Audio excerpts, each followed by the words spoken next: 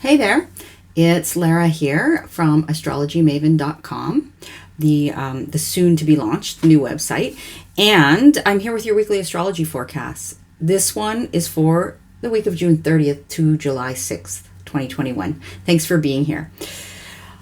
I feel like I need to introduce my hair separately these days because oh my gosh, it's been so humid here, and I haven't seen my hairdresser. Haven't been able to see my hairdresser for, I honestly don't remember how long, because of COVID restrictions here, which have just been lifted in that regard. So hopefully soon. Hopefully soon, because this is insane. But here I am anyway, me and my hair. And I'm glad you're here too.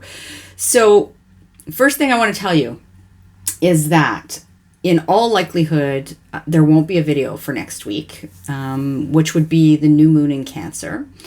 If I'm inspired to do so, I might put something short up, but I will be taking a little bit of a hiatus with my family. So, I'm not going to commit to that. I will almost guaranteed write something about it though, and I'll likely post that. I will post that on Facebook and Instagram. So if you want to follow me there, if you don't already, to hear what I have to say about that, then you can find the links to those below. And like I said, my website, I know I sound like a broken record to those of you who've been around for a while. I keep saying it's coming, but it is. But, there's been so much going on with school finishing and my kid graduating and all this stuff that it's just taking time. So I'm going to stop apologizing for it. And I when it happens, I want it to be right. So that's the Virgo rising in me, I guess. So sooner than later. But if you want to get on the mailing list for that, it's astrologymaven.com. And if you go there and put your name and email address in, you'll get my free guide to working with the moon. And even if you already have that and you haven't registered for my new email list, then please do that if you're interested in finding out what's going on and when the site launches. And I have some other things in the works. So, all right, enough about that. What are we talking about today? We're talking about what's going on in Leo, mostly, is what we're talking about. Because we have, as you know, sound like a broken record about this too, but Saturn and Uranus have been in this tense conversation with each other, right? A square. Saturn in Aquarius and Uranus in Taurus. And as Mars and now Venus have entered Leo, one of the fixed signs, right? Aquarius is a fixed sign. Taurus is a fixed sign. Leo and Scorpio are fixed signs. So when Mars and Venus now in Leo, they are triggering this square further and like really amplifying things, right? We have what's called a T-square going on. And so that's just throwing it's more fuel on the fire. Literally, a bit of a fireworks display.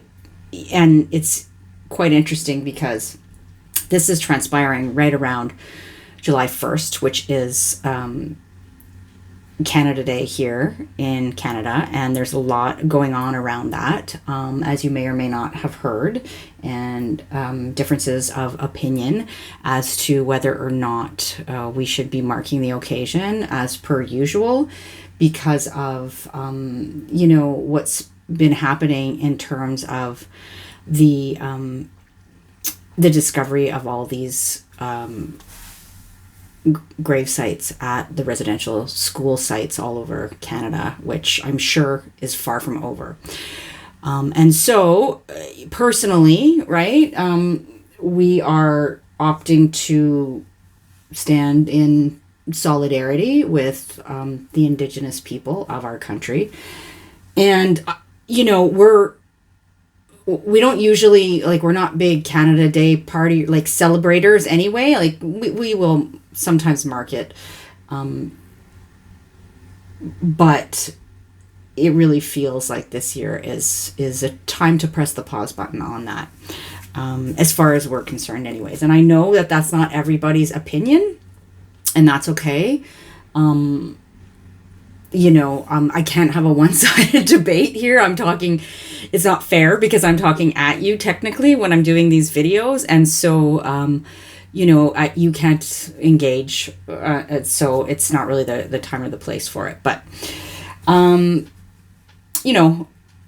I have opinions about things, and sometimes it's appropriate to share them here.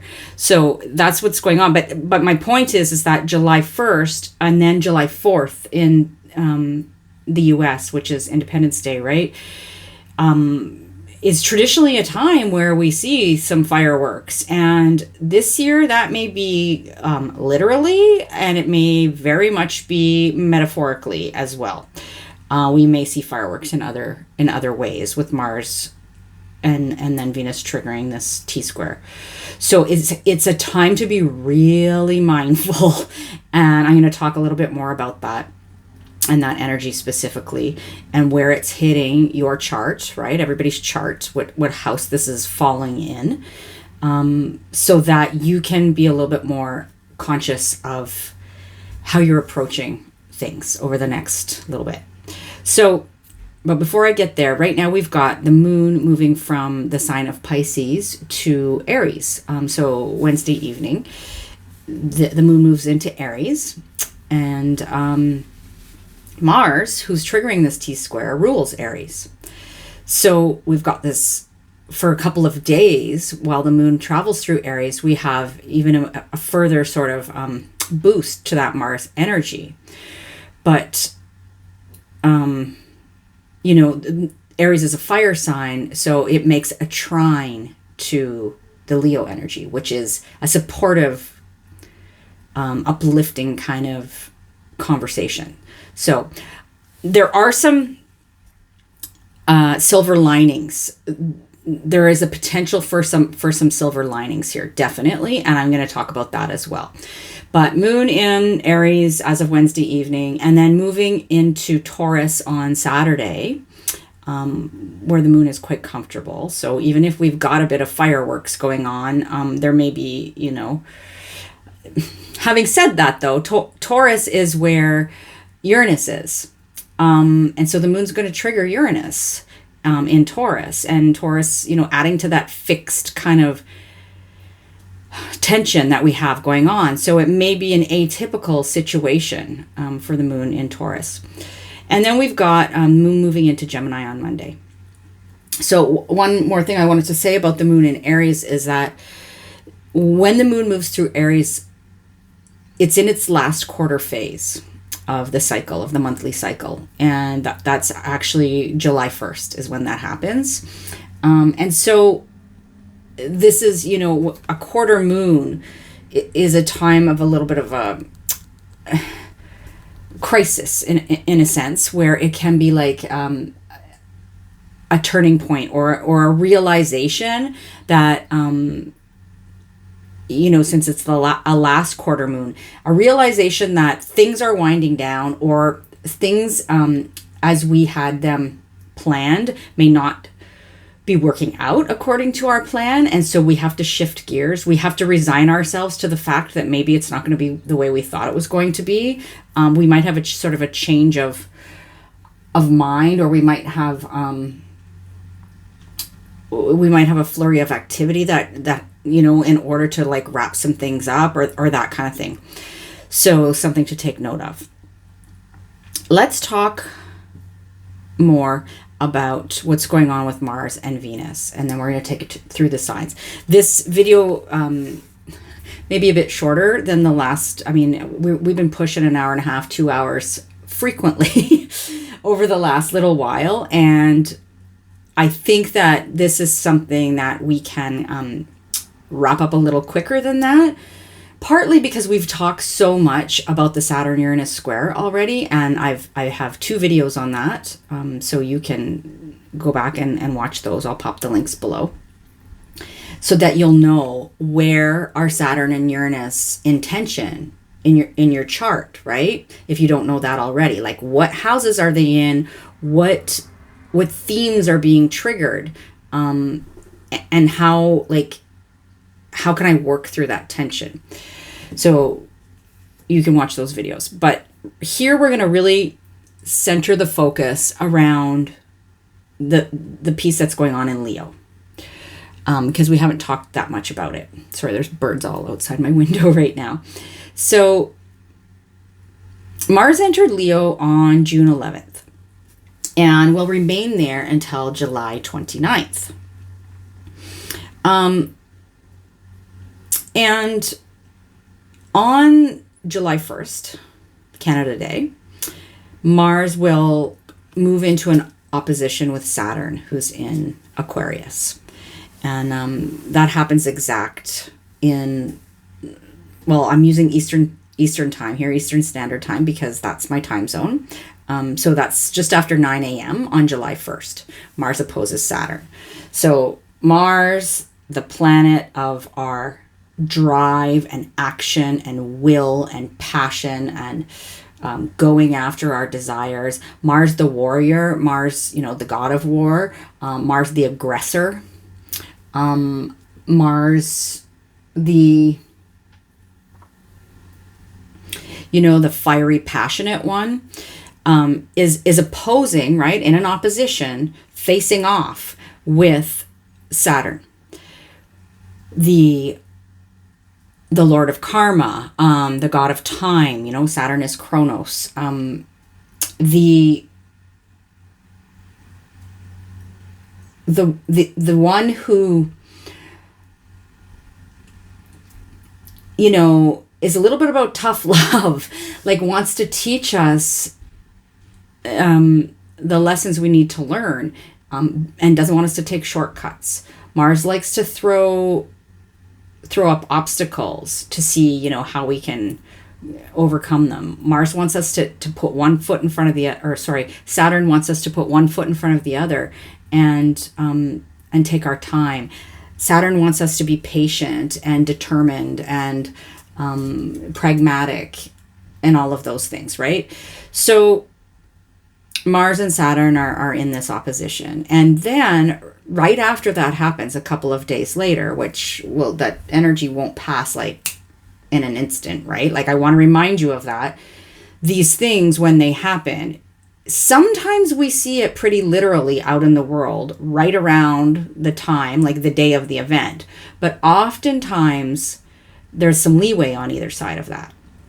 And it may be a buildup. And if something is actually transpiring in regard to that energy, whatever it is, it may not happen on the exact day. It may be over a longer term, or it may happen a little bit before, a little bit after the actual event. So just keep that in mind. But Mars opposes Saturn on July 1st and then comes right into the square with Uranus in Aquarius, or in Taurus, I'm sorry. Uranus in Taurus on July 3rd. So, and that happens the evening of July 3rd. So just after 9:30 p.m. Eastern time on July 3rd. So going into Independence Day in the U.S., right? Excuse me. So Mars, we've talked about the principle of Mars and what Mars means. Uranus is the disruptor, the rebel. Sometimes the rebel with a cause, but sometimes the rebel without a cause. Uranus is the sudden shift in the tectonic plates that causes the earthquake. Uranus is the volcano exploding. Uranus is this sense of a sudden flash of genius or insight or piece of information or news or happening or event, change in direction. Uranus, it's disruptive energy. That's the easiest way to put it. And Uranus brings about, Uranus doesn't like stagnation, right? And so comes around to shake things up every so often. And that's what's going on. And Mars and Uranus in combination have the potential to be really explosive energy in a sense, right? It really, it's like an electrical fire almost. That's this sort of image that I get. And quite literally, like, if you are anywhere where there are fireworks or you plan to be involved in that, be mindful. I'm not trying to freak anybody out, but it's like there's potential for things to go awry, whether that be quite, in a literal sense. Accidents do happen sometimes with fireworks, but or whether it's like, fireworks are flying because people are getting aggressive and they are lashing out and like the insurrection on the Capitol building in Washington, kind of thing, to use as one example. So just be mindful. All right. So then right after Mars goes into this opposition with Saturn and the square to Uranus, Venus, who entered Leo on sort of June 26th or 27th, depending where you live, and will be in Leo until July 21st. Venus then does the same thing, follows suit. Venus opposes Saturn on July 6th and squares Uranus on July 8th. And then it moves into a conjunction with Mars on July 13th. So meets up with Mars. So, it's further triggering that energy, right? In a Venusian way this time. So it's hard to say with how this will go because Venus is a benefic, generally considered helpful to bring about, the things that Venus does well, which is relationship and, harmony and beauty and bringing a sense of, perhaps like coming in and calming everything down after Mars went through those, the opposition to Saturn and the square to Uranus. So fingers crossed. That's what Venus is doing. But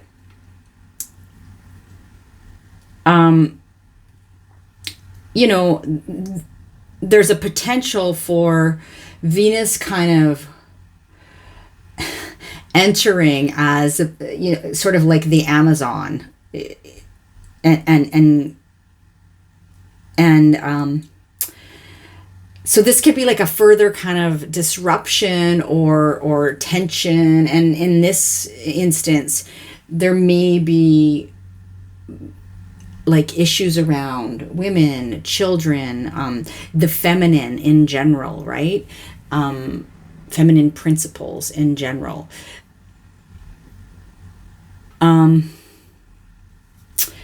What else could I say about that?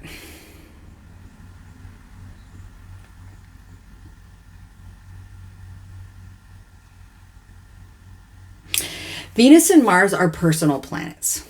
Let's go there. And so this kind of brings perhaps a bit more of a personal experience with the Saturn-Uranus square to the forefront, whereas Saturn-Uranus has been going on, and whether it's been impacting us personally or not will depend on how closely it's hitting our chart and, what's going on for us. But we're all aware of this kind of tension that's been going on between tradition, Saturn, and innovation, Uranus, right? Between the old and the new, to put it really simply, this year, between the boundaries and the restrictions, Saturn, and the bucking against those, the need for liberation and to disrupt that, right? To disrupt the status quo, which is Uranus. So we're all very aware that that's been going on. Some of us may have been feeling it more personally than others, but with Mars and Venus coming into the mix here, like I said, Mars and Venus are personal planets. So there's a likelihood that things get a little more personal. And more of us may have a more personal experience with this energy, for better or worse, right? So, but ultimately, if we are conscious of the fact, and when I say conscious, like, yeah, there's consciousness, but I mean, like, if we're aware of the fact, if we're just aware that this is going on and there's a potential for things to be inflamed, then we can make better kind of choices. We can kind of like go, oh, okay, that's what's going on there. Or I'm going to sort of maybe like take a step back from that situation. Or I can feel myself getting riled up. Maybe now's not the time for this conversation or whatever, right? So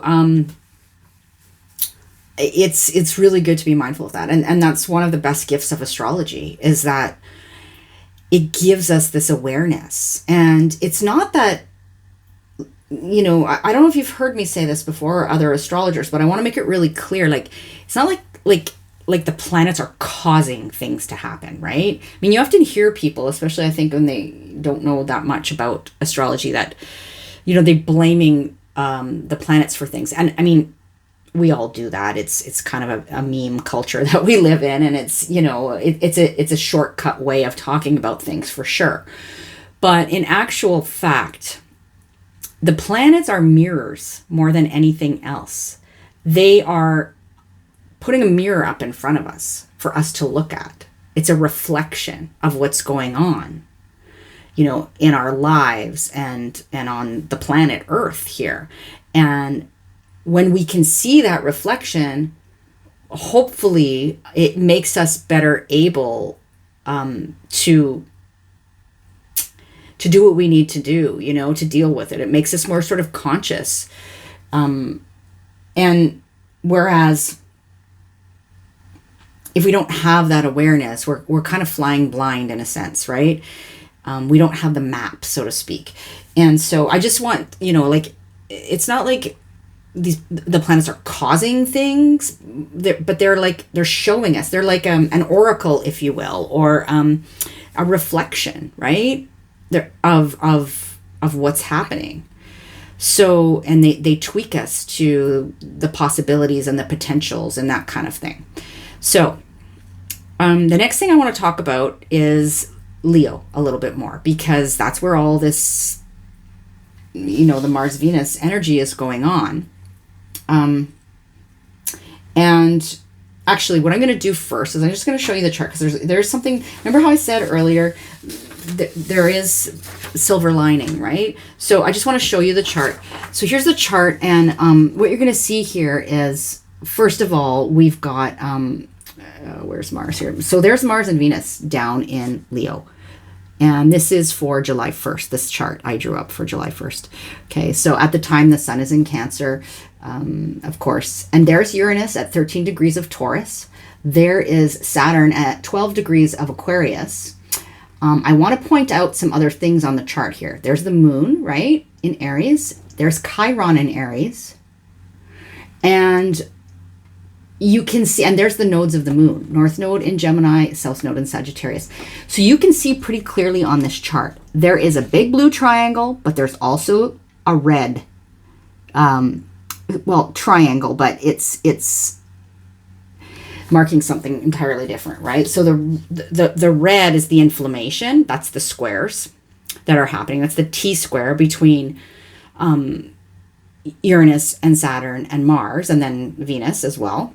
But the trines are this energy of, there's trines and sextiles, so the blue and the green lines are more supportive. And I noticed when I was looking at the chart that we do have, as the moon moves through Aries, the moon is making a trine to the South Node in Sagittarius, which is another fire sign, and will trine Leo. So we'll trine Mars and Venus in Leo. So that is helpful. Trines are of the nature of Jupiter. So then we also have Chiron in Aries. doing the same thing, lending some support, right? Chiron is about healing, to put it really simply. And so there's an opportunity here for healing. Amidst the perhaps the inflammation and the fireworks and the heat, right? There's also the, Mars and Venus are making a sextile to the North Node in Gemini. So, right, those nodes, they represent sort of like the past and the future. They represent what we are being called to release and what we are being called to embrace. They represent what we are kind of hungry for, versus sort of been there, done that in a sense. And so there's this interesting kind of play going on where we've got this very obvious tension happening, but then we also have, and this has been going on, right? I told you, like I've mentioned to you before, where Jupiter in Pisces has been a little bit of the life raft energy, right? For us to hang on to. And Chiron's been there too, doing the good work that maybe, and maybe not getting a lot of credit for it, but because the healing is difficult. It's like, it's Chiron in Aries. It's fiery. It's inflamed. It's warlike. It is, it's about sovereignty and our independence and our literal identity, right? Chiron and Aries, healing our identity. I've talked about this many times before. I have a separate video on my channel about it that I did when Chiron moved into Aries a couple years ago. So anyway, I just wanted to point that out because I really feel like, despite it all, right, there is an opportunity here for healing. We have to tread lightly. We have to be mindful. We have to do the hard work. We have to have the hard conversations. But we have to do that in a very measured, kind of responsible way, and a compassionate way, and we have to be able to lay down our swords. I think we have to be able to, it's this interesting, right? Some people, maybe they need to pick up their swords now. Maybe it's their turn. And some of us need to lay down our swords. Some of us need to shut up and listen. And let other people do the talking, maybe. And I don't mean to be so, but it's facts. And, some of us may need to step aside, may need to let go of our, like, Uranus in a fixed sign can be hanging on tight to its ideology, right? And to, like, this is the way that it should be. And so, or this is the way it's always been, can also be this Saturn-Uranus kind of interplay, right? And we need to maybe examine that, if that's our attitude about things. What are we so afraid of? Why are we so afraid to look at certain things, to have certain conversations, to see certain truths, to to perhaps admit our role in certain things? Like, it's not comfortable, but sometimes it's necessary, right? Okay, I'm rambling on and on and on, despite the fact that I was saying that this might be somewhat shorter. So I have a lot to say on that topic, but we're gonna talk about Leo now, because, like I said, this is Mars and Venus in Leo, right? So Leo is a fixed fire sign ruled by the sun. And the sun is literally our life force. Life wouldn't happen on planet Earth without the sun. Life revolves around the sun, quite literally. And so the sun, like I said, our life force. Our life force is the thing that allows us to shine. Leo's job is to shine, essentially. But there are different ways to do that and to consider that. The sun is not up there in the sky bragging about how good it is at shining. It's just shining, right? Consistently. And every day we can rely on the sun to show up. Even if it's behind the clouds, we know it's there. And to feed life on earth, and so, but the sun is it's just doing its job. It's, this brilliant light, but it's just doing its job. And so Leo, is like this steady, consistent light, steady, consistent flame, right? A fire sign. Think of it as like the slow burn. If you've ever had a bonfire, been to a bonfire, and you're feeding it and you're feeding it and you're feeding it, and then like in the wee hours, maybe you're not putting any more logs on it, but it's just burning. And sometimes it will burn for hours and hours and hours, just this slow burn, right? That consistent kind of, it's like the pilot light on a furnace or an electric fireplace or something like that. It's just always there. And so there is this, like, that's the energy of Leo. It's this consistent, it's a fixed sign, steady fire. And that's different from the fire of Aries and Sagittarius. The fire of Aries is like the spark or the flash fire, right? Aries is a cardinal fire sign. And then Sagittarius is a mutable fire sign. So Sagittarius is more like, kind of like the forest fire that kind of gets out of control and is, you don't know where it's going to go next kind of thing. It changes direction. But Leo is this, and all of those have their merits, and their own. I mean, we don't tend to think of forest fires as having merit, but the fact of the matter is, oftentimes after a forest fire, life comes back with a vengeance because it's gotten rid of all that underbrush, so new life can emerge, right? So think of it that way. But we're talking about Leo right now, this consistent burning flame.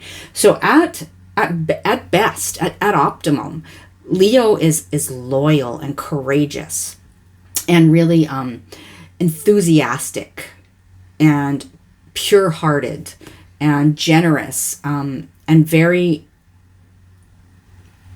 steadfast as a fixed sign. Leo is associated with leadership, but at its best, it's a sense of like benevolent leadership, like the good king or the good queen, not the one that's wielding power for the sake of it. And to Leo, it's like all the world's a stage, right? And we all have our place in the production, so to speak. But Leo's place, Leo prefers to be front and center. Leo's the lead singer in the band. And ironically, my husband is a Leo rising and he was a lead singer. But anyway, got a lot of Leo energy in this house. 2 Leo sun kids and a Leo rising husband. So, familiar with this energy. And, my kids, my son has been in a drama program at a performing arts school. And my daughter's following his lead after grade 8. So there you have it, right? Can't make this stuff up. So there is this like sense of this capacity to shine, right? And when you see somebody that's really in their element performing, and it's a beautiful thing, really. When they're doing it because like they love it and because they're gifting you with this, right? So all of those things are Leo at its best. And then, of course, like every sign, there is the shadow side. And with Leo, that can look like, hogging the limelight, for example. Like the person who always, always insists on being first or being center stage. And sometimes gets jealous of the attention maybe that others are getting, right? So there can be, like Leo can be melodramatic, can blow things out of proportion, like, the proverbial drama queen kind of thing. Leo can be, like on the one hand, like I was saying, quite enthusiastic. So there's this sense of childish enthusiasm, which is awesome. But then there's the other side of that where Leo can be childish. Think of like, the kid who doesn't get their way and they're like, digging their heels in with their arms crossed and like, causing a big scene because they didn't get their way. So there can be that, poutiness, self-centeredness, egotistical, like brash, blowhardy is what I'm trying to say. And really like right down to at worst case scenario, there can be like some narcissism that goes on. So now keep in mind, we all have Leo somewhere in our chart. You may or may not have planets there, but you have a house in Leo, right? And so that's where those Leo qualities, for better or worse, are highlighted for you. And then, of course, it's also where the ruler of Leo is placed in your chart, right? Whatever house that and sign that's in. So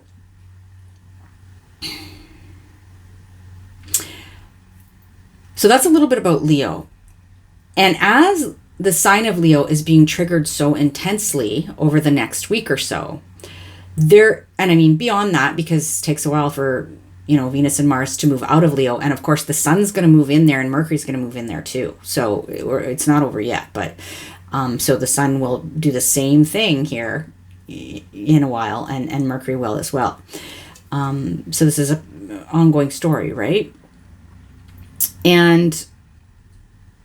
But as Leo is being triggered so intensely, there's potential for sort of, those darker qualities to emerge, particularly if we are, being a bit unconscious or not being aware.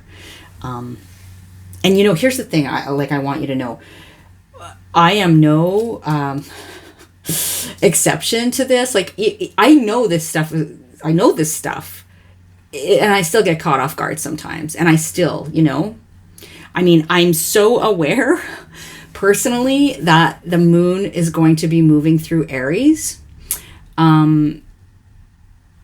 over the next few days, because I have a lot going on in Aries. You may have heard me mention before if you've been here before. And so over time, I've become super aware of the fact that when the moon moves through Aries, I have to really watch my tongue. I have to watch my temper. I have to take a lot of deep breaths because I can get riled up and get emotionally inflamed. And so I'm keeping my eye on this personally. Does not mean that I could totally, forget about it in the moment and lash out or whatever, right? It's possible, but the likelihood becomes less when we at least have the awareness. So there's that. But on the bright side, like I was saying, because there are definitely some silver linings, this is a good opportunity to look at what we really want. Because on some level, Mars and Venus are both about what we want. They just kind of go about getting it in different ways, right? So it's about what we want, like kind of like, to use that analogy of the production again, it's like, what is our special place in the production? What's our role in the production, right? What do we want it to be?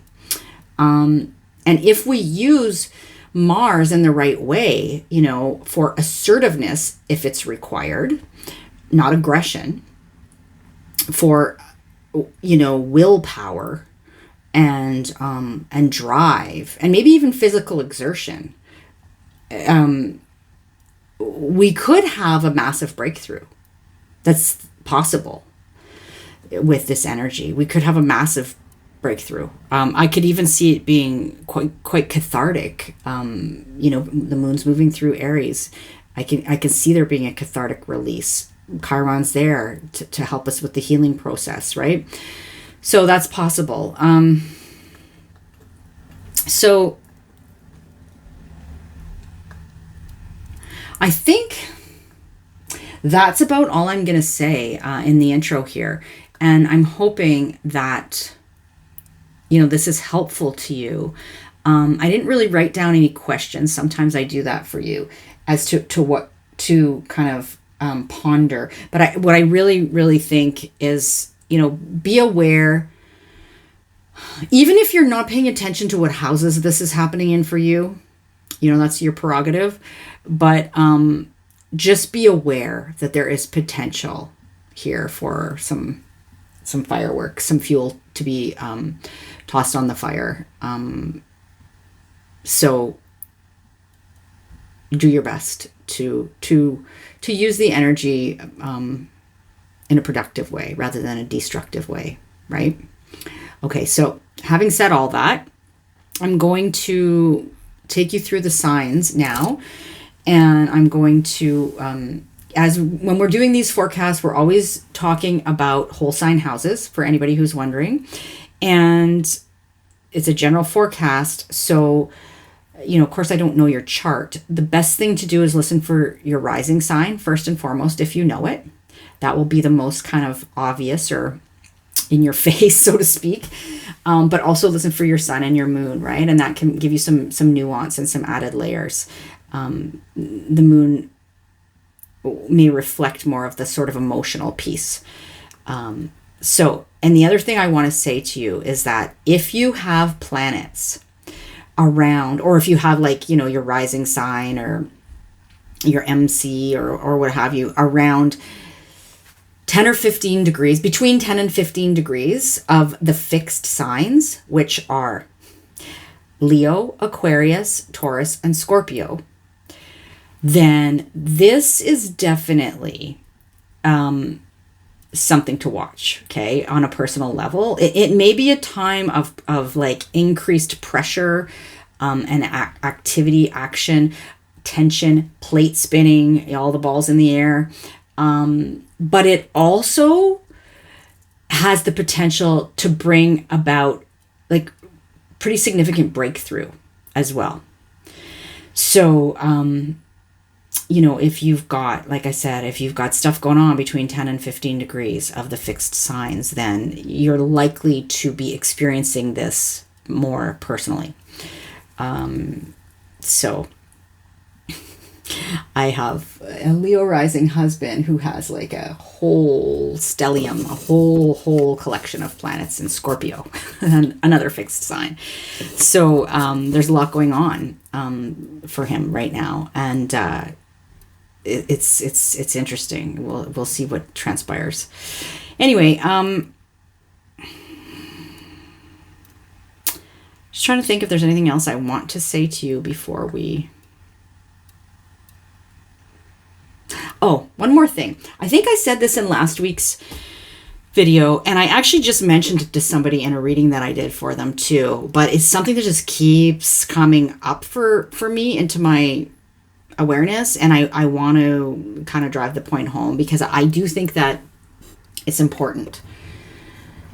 We may be feeling this real need for breaking free for liberating ourselves. Something's got to give. I can't take it anymore. This can't keep happening, or I can't keep doing these things in these ways, or whatever it is. Whatever that is, there a need for really, really breaking free. But what you want to be mindful of is not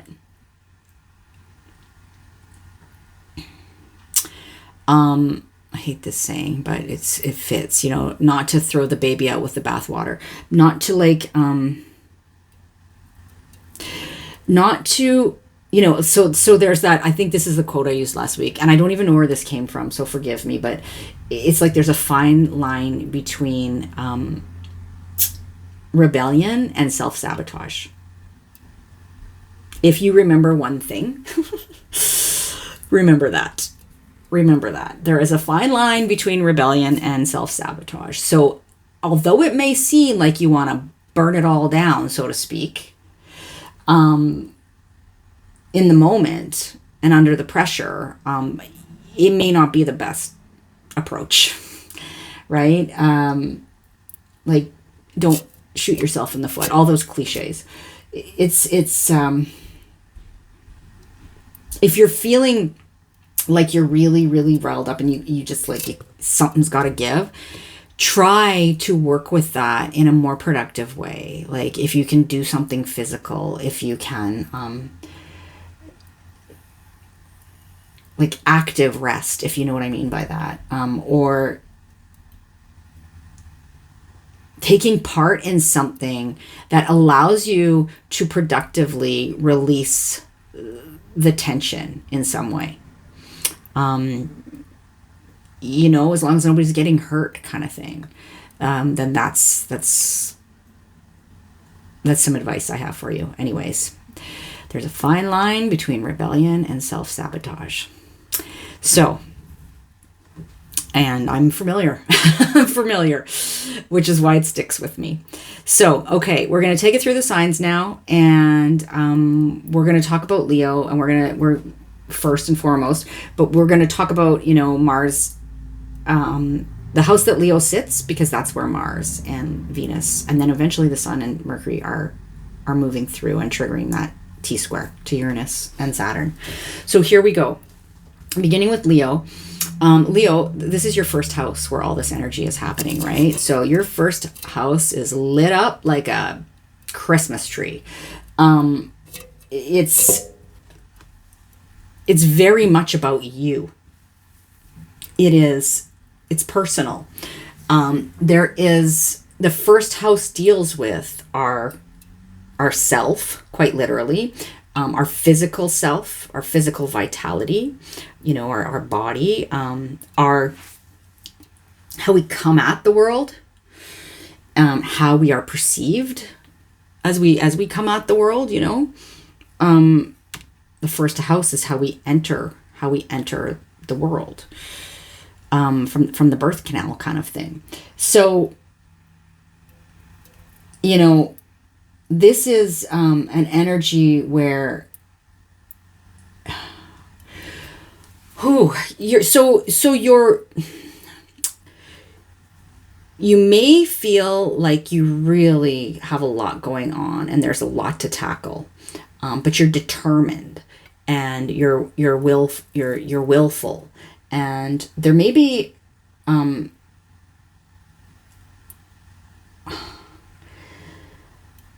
you like to shine, right, Leo? You like to shine, and you're like, it's your turn to do that over the next little while. So put your best foot forward, as they say, right? And if you're feeling like challenged personally in some way, then use that ability you have to win people over, not by force. Your charm, your Leo charm kind of thing, but not in a icky way. You know what I mean? Like in an authentic, genuine way, which you have the capacity for, definitely.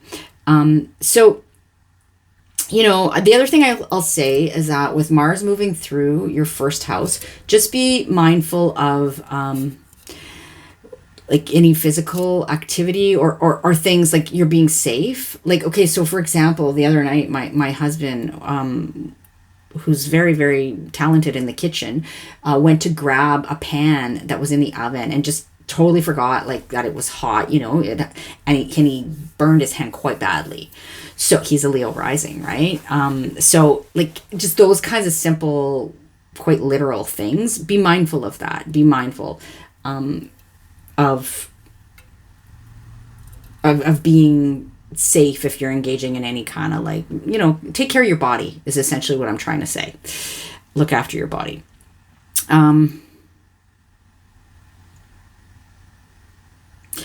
So looking at the Saturn-Uranus piece, and I'm not going into that right now because I've done a couple videos on that, like I said. So if you don't know where Saturn and Uranus, which houses those are sitting for you, so what would be the Aquarius house and the Taurus house, those life themes are being triggered by this Mars energy, and so there's this kind of like push pull going on, right? And Mars is firing you up quite literally. And then there's Venus coming in there. And I talked about, the potential for Venus to come in and kind of just cool things down and smooth things over a little bit, maybe,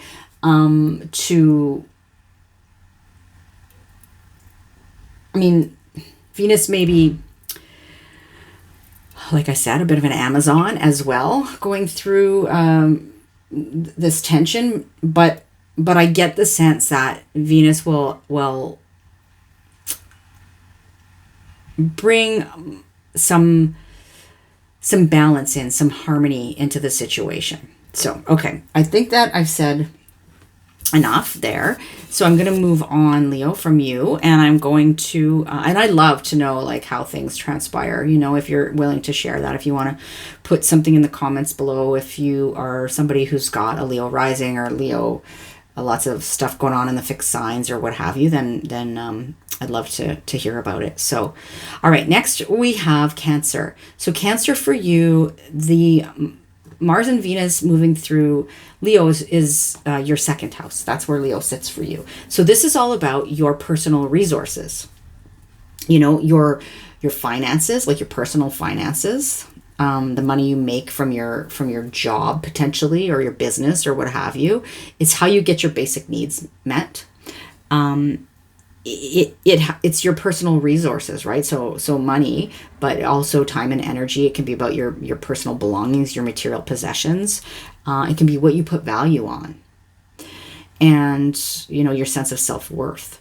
So this is a hot spot over the next little while, and so there may be like some tension going on that involves this area, these life themes for you, or something that transpires here, it triggers the Saturn in Uranus, the Saturn in Aquarius, Uranus and Taurus piece that we've talked about before.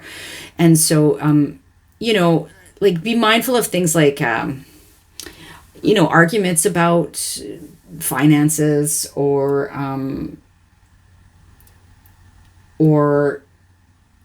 like maybe there's just like a lot of activity going on that has to do with basic needs or with, making money, with even your sense of, what you value, that kind of thing. Mars can be kind of inflaming that, or giving you like willpower and drive and that sort of thing, right? So are you maybe like doing something that involves like money or finances that's quite physical? There could be that as well. But in any case, Mars is going to do that, and then Venus is going to move through, and ideally, although it's hard to say, but ideally Venus is gonna come in and smooth things over if things have gotten a little bit heated. So, okay, so that's what's going on for you, Cancer. And I'm going to move on to Gemini now, where Gemini, Leo sits in your third house. So this is where Mars and Venus are moving through, and then eventually the Sun and Mercury as well, and triggering this T-square, right? So the square between Saturn in Aquarius and Uranus and Taurus is being triggered by Mars and Venus in your third house. So the third house is getting fired up.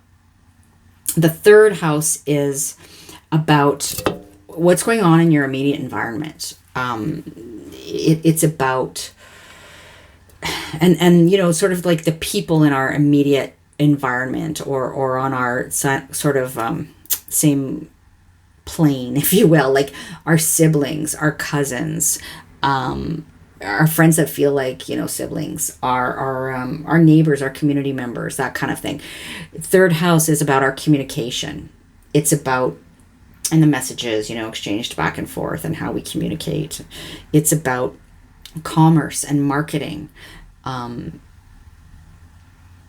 There's a lot of activity in the third house.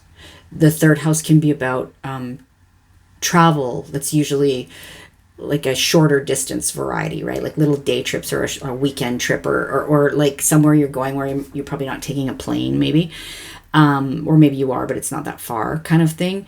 So there's that. And then there's also themes of schooling, of teaching and learning. And that usually involves things that are of a more low, like basic variety. So like elementary school, early learning, high school, even learning the basics, that sort of thing, right? So those are all third house themes. It's kind of our day-to-day back and forth activities in all the ways. And so for you, there is, Mars can be bringing some heat there, some inflammation, triggering something, through that third house. Hopefully not hopefully not like arguments with siblings or community members or something like that. Like that's one potential, or some kind of inflammation over marketing, if you're involved in the marketing world somehow, or like a lot of communication could be going on, right? Mars can bring a lot of action. There can be a lot of activity. Well, for example, we just went, before I recorded this video, to pick up my daughter's report card and return some things to the school and get, whatever, her plaques and such. And the teachers are all, and I have friends who are teachers, getting things wrapped up and making sure that their classrooms are ready to be cleaned and organized and all of that stuff. And there's a lot of activity going on around the schooling, wrapping up the end of the school year. So there's that. And there can be, maybe some tension around those themes, but then hopefully Venus is going to come and kind of smooth things over and go, okay, let's bring some equilibrium back, kind of thing, to the situation, hopefully. So,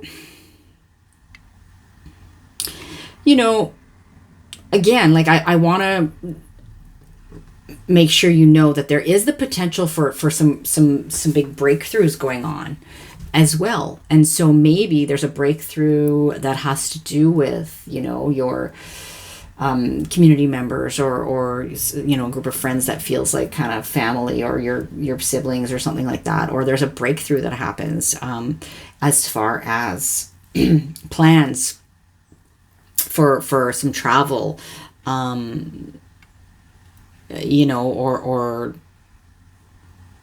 if we're talking about this sphere of, schooling and that kind of thing, communications, maybe there's a communication breakthrough in some way, and not a communication breakdown because of aggression and that kind of thing, right? So that is what to look for as far as Gemini rising goes, and Gemini sun, Gemini moon as well. But first and foremost, Gemini rising is third house. So yeah, I'm going to leave that there, Gemini, and we're going to move on to Taurus now, where Taurus, you have this Mars and then Venus triggering the square to Saturn and Uranus. And then eventually will be followed by the Sun and Mercury doing the same thing. But right now we're focusing on Mars and Venus. And that is happening in your 4th house because that's where Leo sits for you. And so you've got this fiery Mars energy, and then Venus triggering your 4th house of home, family, place of living, real estate, your roots, your ancestry, your sense of emotional security. These are all themes, 4th house themes. Okay, so your foundations. And so there could be simply a lot going on the home front. A lot of activity, a lot of action. Like it could be ideally, Mars and Venus in the 4th house could be like really, really doing a lot of work to beautify your space in some way. There could be something going on about real estate for you with this energy, and a breakthrough. Like if you've been looking to buy or sell a house, potentially could be a lot of activity going on around that. That could result in a breakthrough. And ideally not like an argument with, a real estate agent or like a family member or something like that. Hopefully not, but potential for inflammation, right? And aggression, like the darker side of Mars.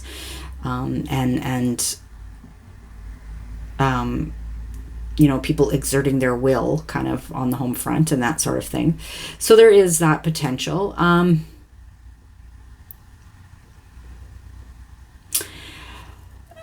just going to say it because it's coming to mind.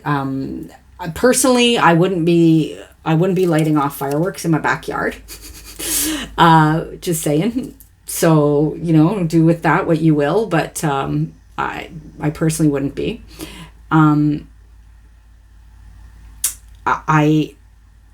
I wouldn't be like metaphorically, and I don't know, this is coming to me because it's Venus and Mars and it's in the 4th house.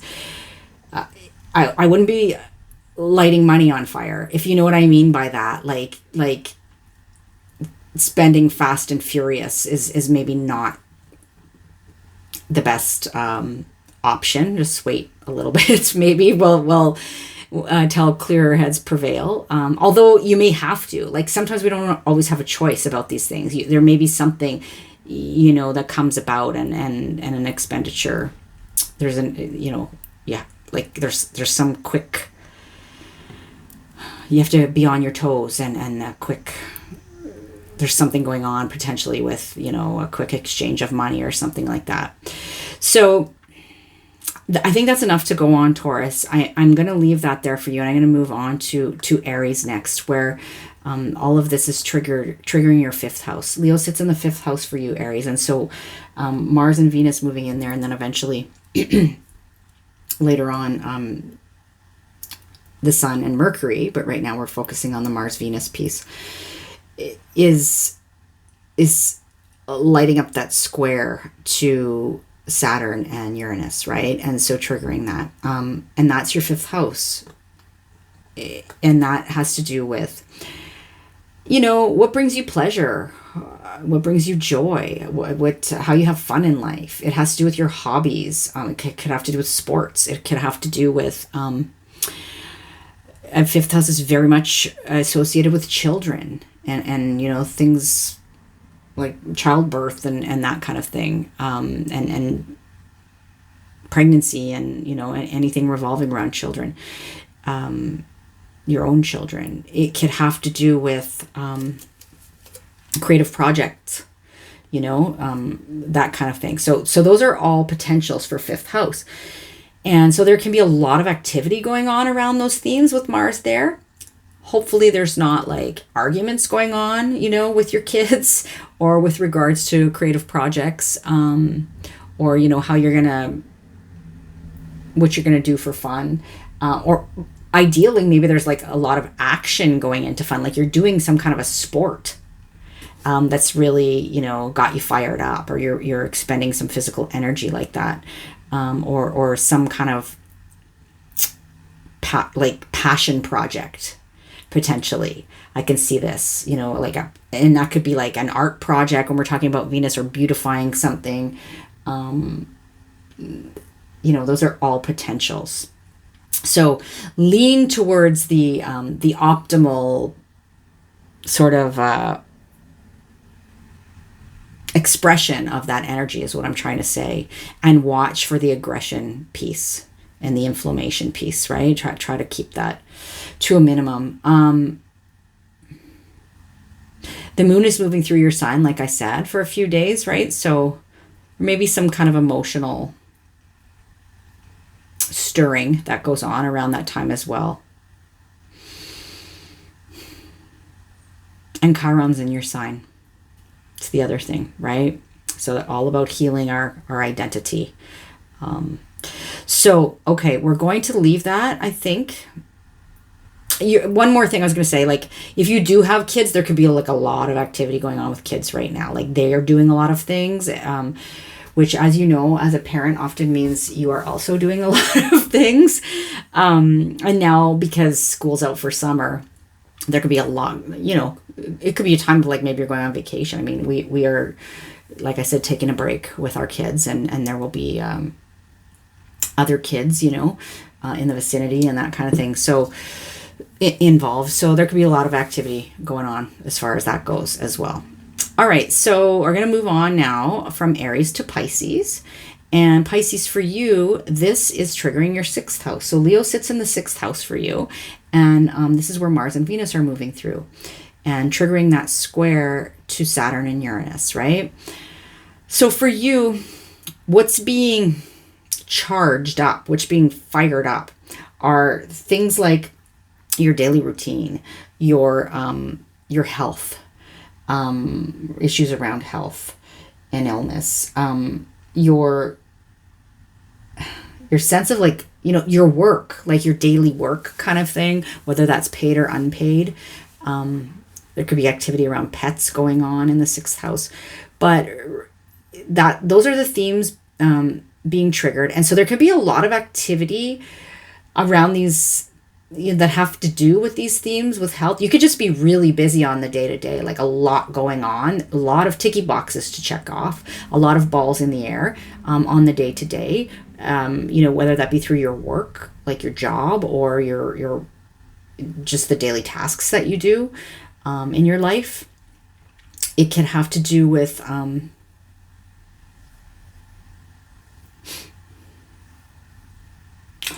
you could be fired up about some kind of like new health routine or something like that. And putting a lot of willpower into that. You could be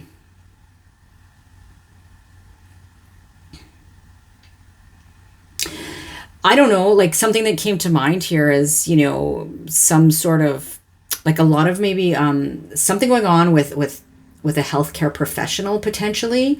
And hopefully not like some kind of like heated, you know,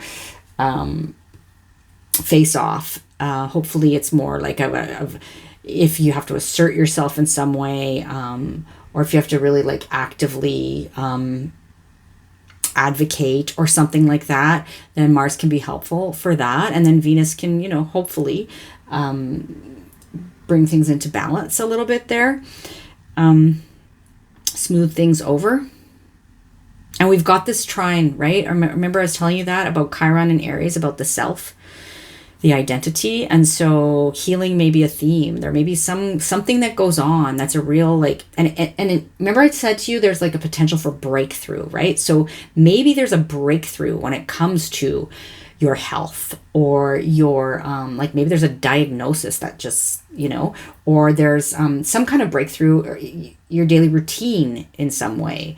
You know, there's or a breakthrough in regard, you know, if it applies to you, something having to do with pets maybe. So that's a potential as well.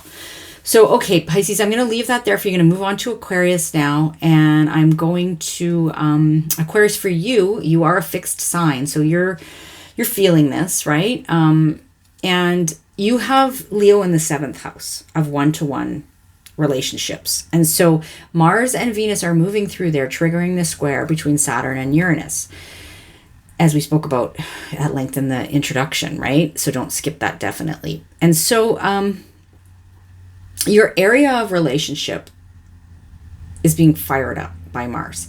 So 7th house, like I said, close personal relationships. So this can be, like significant other, but it can also be like close friends, family members, anyone you have a one-to-one association with, business partners. There's also the potential for something around contracts and agreements going on when we're talking about the 7th house here, or rivals as well. But so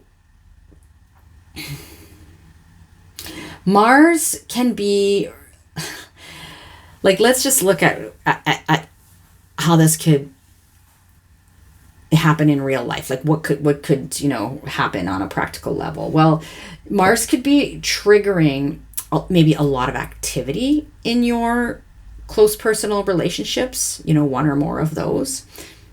There could be a lot of activity around signing a contract or agreement, or just like maybe not like, hopefully not like getting in an argument about those things, or arguments in relationships. Like that's potential, so be mindful there. But it's a good time to use Mars energy for if you have to assert yourself in a healthy way, in close personal relationships, or if you're like, maybe let's just, maybe you've kind of had a thought about a particular person, that you may want to take things to the next level with, let's say. So it can be a time to kind of assert yourself there, but not in a pushy, aggressive way, though. And particularly because Venus is also in Leo right now, right? Highlighting that, like amping up the relationship vibe kind of thing. So all of those things are possible. I would say also, we talked about the potential for breakthrough. So there could be like a breakthrough in relationship, or in terms of some kind of a contract. We also spoke about the 7th house being the house which also speaks to rivals, like the people we know we're kind of in competition with, right? And so hopefully there's not like hopefully this is like friendly competition. Could be like a sporting event or something like that, but it could be like, hopefully it's not like, getting into it with a rival.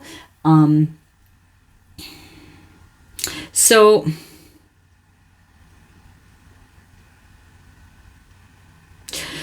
definitely, like if you just skip to this and you're just listening to this and you haven't listened to the introduction, I don't advise that. Really listen to the introduction. I said some things there that I feel like could potentially apply. So I think it's really essential to definitely listen to the intro and then apply it, to this 7th house and to those themes that I just spoke about. Okay, I think that's all, Aquarius. I'm going to move on to Capricorn now. So Capricorn, for you, Leo sits in the 8th house. And so Mars and Venus are moving through the 8th house, triggering that square to Saturn and Uranus. And so 8th house themes are being fired up by Mars initially, and then Venus is having her say. And so its say. And so 8th house is generally very much about other people's resources. That's like a major theme of the 8th house. So this can be things like your partner's money. It can be things like money through investments. It can be things like taxes and insurance and loans and grants, even lottery. It can be like wills or inheritance. those kinds of things, like all of those are eighth house. So essentially money that comes to you or sometimes goes out, because it can be about debt as well, and the money owing to those institutions or that kind of thing. But it's more about money that comes to you, if we're talking about money coming to you through, not necessarily through your day-to-day work, although it could apply if you're somebody like that's a business owner. It could be client money. So, but the other things that the eighth house also speaks to, so if it's not about other people's resources for you, it could be about things like some sort of process of transformation that's going on, of like this whole cycle of death and rebirth. It could have to do with the depths of your psyche, and like psychological kind of wounding and healing and that sort of thing. The eighth house very much speaks to our entanglements with other people, and our intimate connections with other people, right? I mean, when we think about it, it's a pretty intimate situation when you're talking about money. So that's how that fits in there. Like, some people have a hard time figuring out how do all these things fit into the eighth house. Well, there is this common thread, as I see it, of our sort of entanglements in a sense. So I don't know anybody else that has used that language to describe it, but like probably, I don't know, a year or more ago, a couple years ago, it really kind of dawned on me, as somebody with a lot of eighth house energy, that made sense. So this is where Mars and Venus are, like, these are the themes that are being triggered for you, and then applying to Saturn-Uranus. So I think another cat is trying to get in the room. Oh yes, 2 cats are in here now. You may hear them. Anyway, but so hi Jack. He's making himself known. We're talking about Leo after all, right? So sorry, lost my train of thought. But so Mars triggering this, it's like, hopefully, okay, let's get the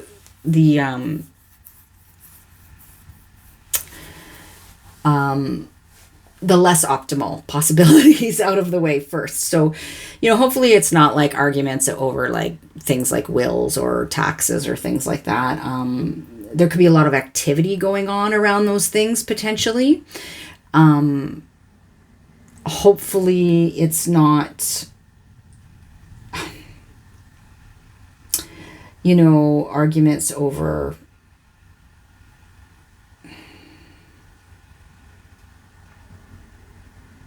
intimacy, or potentially something inflaming, your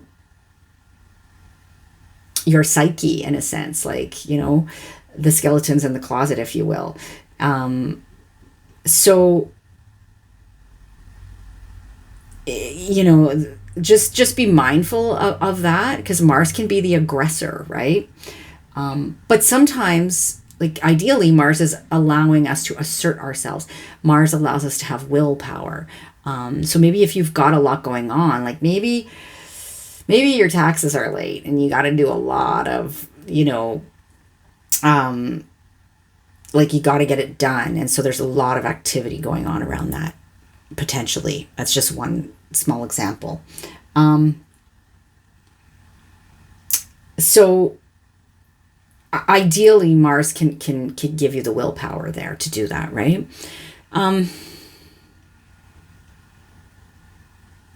Like, it's so weird. I mean, all these weird scenarios come to mind. Like, I can see Mars even being like, and then Venus right behind Mars.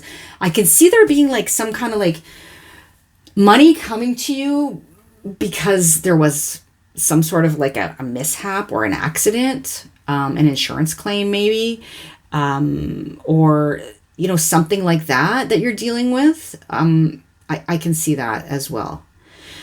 So I think that there's always more I could say, but I think that I'm going to leave that there for you, Capricorn. Please listen to the introduction. And if you don't know anything about the Saturn-Uranus square yet, then listen to the videos that I've done on that in the past already. I will put the links to those below, because it'll really give you a bigger picture of like, what are all the things being, where's this energy kind of playing out in my own life. All right, so next we're moving on to Sagittarius now. So Sagittarius, for you, this is all transpiring in your 9th house. Well, this is all. What I mean by that is Mars and Venus are in your 9th house, which is where Leo sits. And eventually down the road, the Sun and Mercury will also move in there. And these planets will all have their turn to oppose Saturn and square Uranus, right? Oppose Saturn in Aquarius and square Uranus in Taurus. So forming a T-square, which is quite dynamic and potentially, tense. So for you, this revolves around 9th house themes of your view of the world, your philosophy, your ideologies, your belief systems.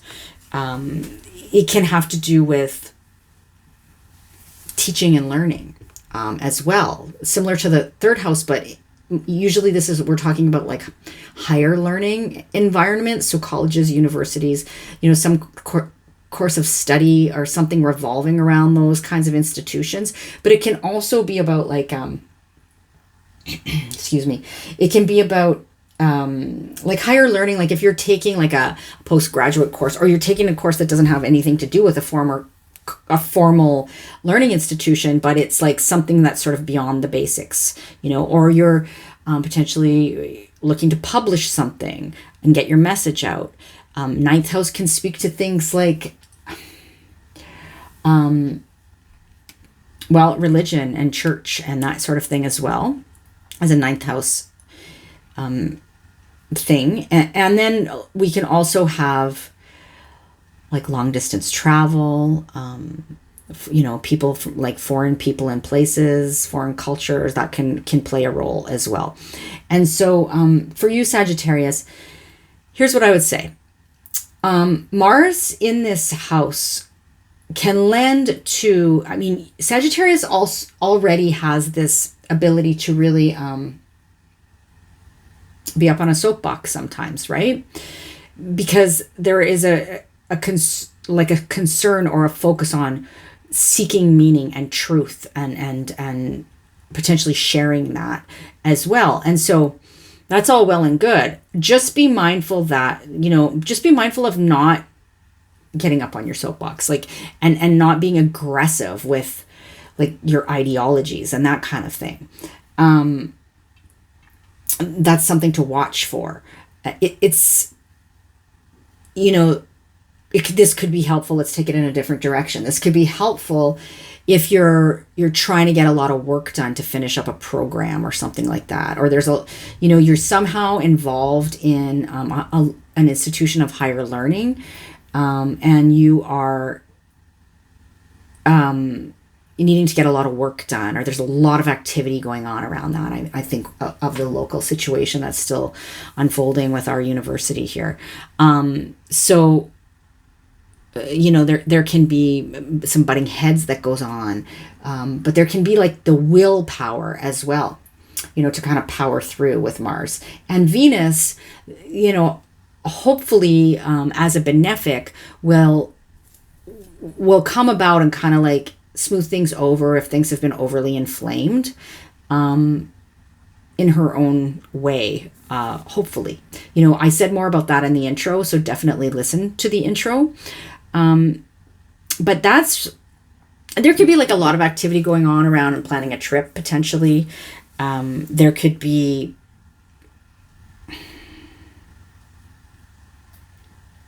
some kind of, there may be a need to assert yourself to a certain degree, and to say your piece about what you believe and that kind of thing, but not in such a way that negates other people or tramples on other people, or, you know, doesn't let somebody else get a word in edgewise kind of thing. So those are all things. Those are all potentials. So I'm going to leave that there for you, Sagittarius. I'm going to move on to Scorpio now. I'm cracking up when I'm looking at the time right now because I said to my husband, won't be as long video today. And he's like, oh, yeah, well. So anyway, here we are at almost an hour and a half. But getting there. So Scorpio, for you, this Mars and Venus in Leo is triggering your 10th house, right? And then eventually Mercury, or the Sun and Mercury, will follow suit down the road. But all of these planets in turn are triggering, in the form of a T-square, Saturn and Uranus. So causing this tension, this real dynamic energy, right? And dynamic can be a positive thing, be a really good thing. But it can also be quite tense, right? So Scorpio for you, Mars, Venus in your 10th house. So there could be a lot going on with your career, a lot going on sort of like the public, in your public life in some way is the 10th house. A lot going on as with regards to authority figures or your own sense of authority. And with ultimately like your the legacy, you know, that you want to kind of leave behind. So there could be a lot of plates in the air as far as your career goes right now. There could just be a lot of action and activity. There could be a need for you or you know, a natural kind of response that you're having right now to what's going on of like willpower in this area of life, right? That Mars can bring about. There can, like, hopefully there's not conflict going on in regards to your career or these other 10th house themes that we spoke about. You know, public conflict. Hopefully not that's not where this is going, but there's potential there. But there's also this potential for really being recognized for your ability to get things done, for your ability to take things on, like, you know, the warrior planet Mars, for really like to be driven. You know, so there can be a lot of action and activity going on. And then Venus is following Mars, you know, following behind Mars and bringing some sense of equilibrium, harmony. You know, ideally, like, this is the way we're hoping it's going to play out. And the more conscious we are of this, then, you know, the more likely. Of course, we have Uranus in the mix. And so one never quite knows what's going to happen there. But ideally, you know, I mean, this can be like,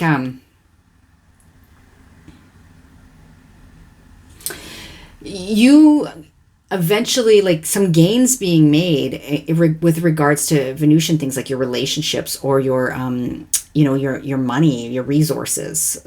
Venus rules those things, that come about from a lot of activity in the career sphere or like in the public realm, you know, in relation to those 10th house things. So hopefully that gives you enough to go on. I think it should. And, you know, listen if you don't know at this point where Aquarius and Taurus are for you in your chart, because that's where Saturn and Uranus are in this T-square, then listen to the videos I did on those so that you can get a sense of like the other life areas that are being drawn into this dynamic kind of conversation. Okay, Scorpio, I'm going to leave it there for you. I'm going to move on to Libra now. So Libra, for you, your 11th house is what's being triggered with this energy. And so you've got Mars in your 11th, Venus now in your 11th. Eventually you're going to have the Sun and Mercury move through there too. And all of those planets are taking their turn, triggering a T-square with Saturn and Uranus. And so, but because Saturn and Uranus are still within like 1 degree orb of the square to each other, this is a real potent time, right? Mars is going to light that up, and then Venus is going to come immediately behind and do her thing. And so Mars is firing up the 11th house themes. 11th house is where Leo sits for you, of the group. This can have to do with like friends, like groups of friends, your friendship circle. It can have to do with the group at large. So meaning like even things like, you know, organizations and associations and clubs and networks and even online communities. This is very much about your allies and your supporters, right? And how they are like walking the same path as you, or they can support you in reaching your goals and your dreams, right? It's about your vision for the future. So there's a lot of activity going on here with Mars, right? This is likely anyways. Hopefully there's not arguments going on with the group or in friendship circles. People are not butting heads. You know, there is a potential for that. So watch for that for sure. And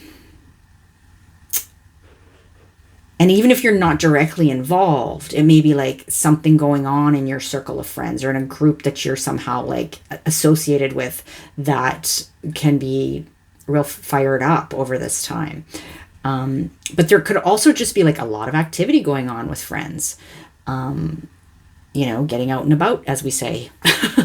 There could be sporting events with friends. There could be a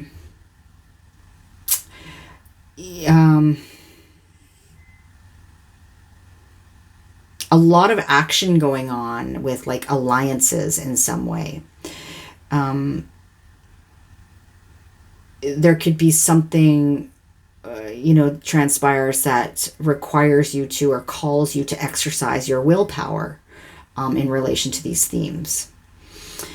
And then, Venus is there, hot on the heels of Mars, and ideally Venus is coming in. And if there was some kind of like upheaval or some sort of like inflammation, then Venus is coming to like smooth things over, ideally. This could, because Venus is in this 11th house of friendships and Mars is there, like there could be something involving friends and money or resources or the group and resources in some way, shape, or form going on. There could be something transpiring there, and hopefully it's not like a fight with friends about money or something like that, but that's one potential. So I'm going to speak it to you.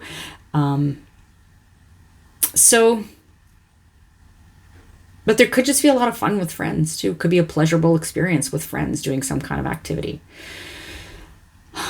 And of course, there's the Uranus-Saturn piece. We can't forget that because that's what's being triggered here, right? So if you don't know what I'm talking about when I'm talking about Uranus-Saturn, listen to the other videos I did on that because it's an integral part of the astrology of this year. Okay, I'm going to leave that for you, Libra. I'm going to move on to last but not least in this particular video is Virgo. So Virgo rising, Virgo sun, Virgo moon, but Virgo rising, this is your 12th house that's being hit with this energy of Mars and Venus, and then eventually down the road, the sun and Mercury as well.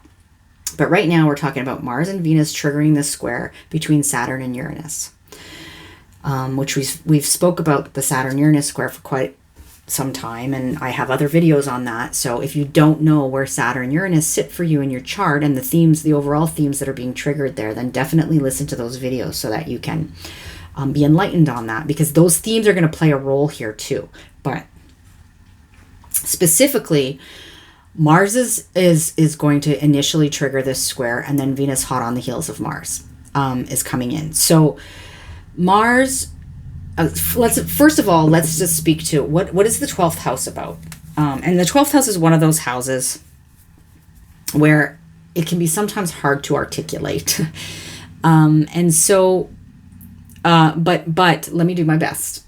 The 12th house it's what goes on behind closed doors, literally or metaphorically. So it could be things like, you know, like what's going on in terms of how you are spending time alone, in isolation, for better or worse.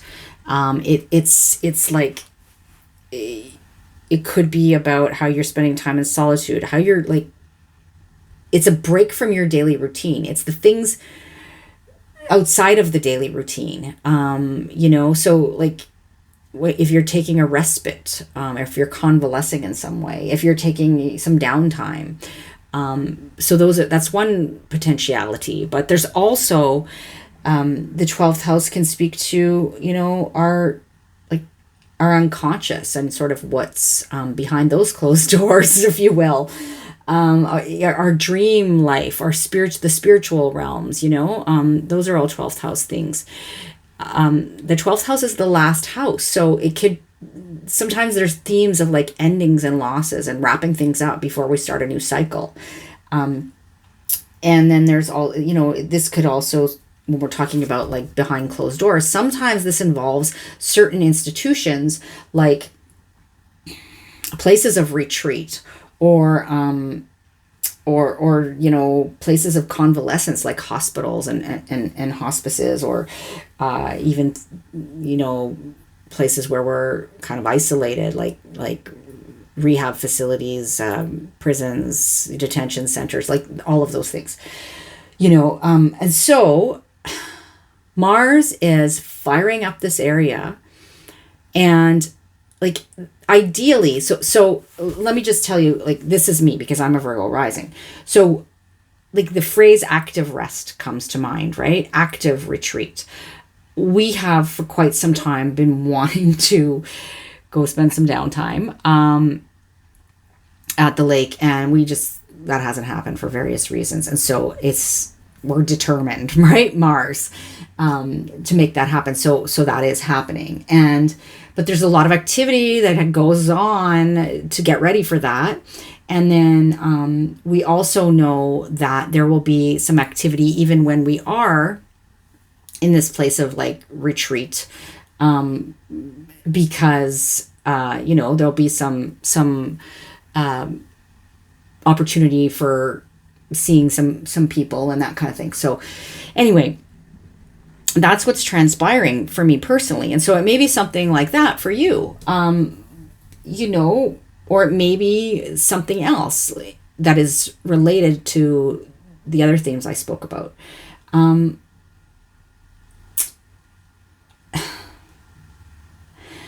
I think like there's a potential here because Venus is coming in behind Mars, and I really want to believe that Venus is going to smooth things over, if anything, if there is inflammation that happens. Like there could be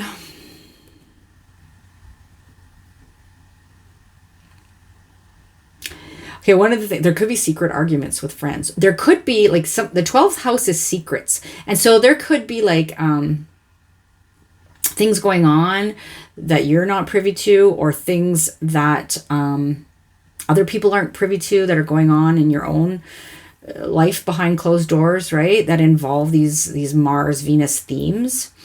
So there's that possibility. Like there's so many different 12th house and the 8th house are often difficult to articulate because they're a bit elusive in some ways. They cover some really deep themes, right? And so sometimes like it's hard to cover all the bases, but I think that this could be one other thing I just thought of that I'm going to mention before I sign off.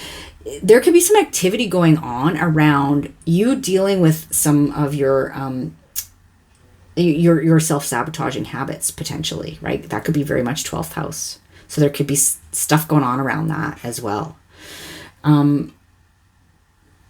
So I think I'm going to leave that there for you, Virgo. And if you have anything to add or you have any comments or questions, please put those in the comments. And keep in mind, though, that Uranus Saturn piece here, right? That's also going on. So definitely listen to the intro, but also listen to those other videos if you haven't yet.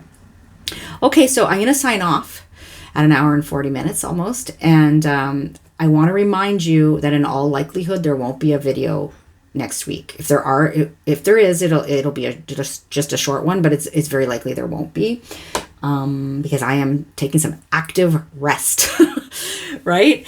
So take good care until next time, and let me know how it goes for you. All right, bye for now.